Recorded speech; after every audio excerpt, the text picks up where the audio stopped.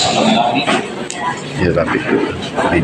Maraming salamat, mahal na Diyos, na bagamat kami ay nagdadalamhatin na lulungkot, ipinakita at pinaparamdam niyo sa amin na kayo'y Diyos at walang tulad ninyo at kaming minamahal ninyo.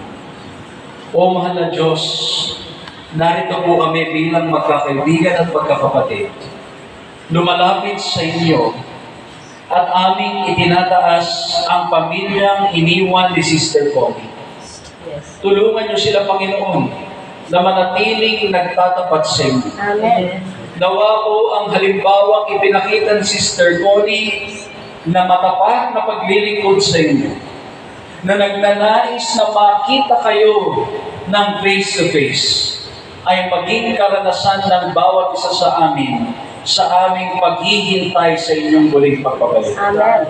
O mahal na Diyos, pagpalain niyo po ang pamilya ni Sister Connie, ang kanyang mga anak, mga apo, mga mahal sa buhay na narito ngayon. Iparamdam niyo, mahal na Diyos, na kayo'y Diyos at malapit sa kanila sa panahon ito. At kami rin naman, Panginoon, kaming lahat na nandito ngayon, tulungan kaming panampalataya lamang sa inyo. Tulungan kaming isuko ang aming buong buhay sa inyo sapagkat tanging sa inyo lamang may pag-asa. Maraming salamat, mahal na Diyos, sapagkat tunay na napakabuti ninyo at nawa po ang aming mga napakinggang mga salita ay magbigay ng inspirasyon sa amin upang mas lalo pang lumakad sa pananampalataya at aming maalala na ang aming Diyos na pinaglilingkuran ay tapat kailan pa man.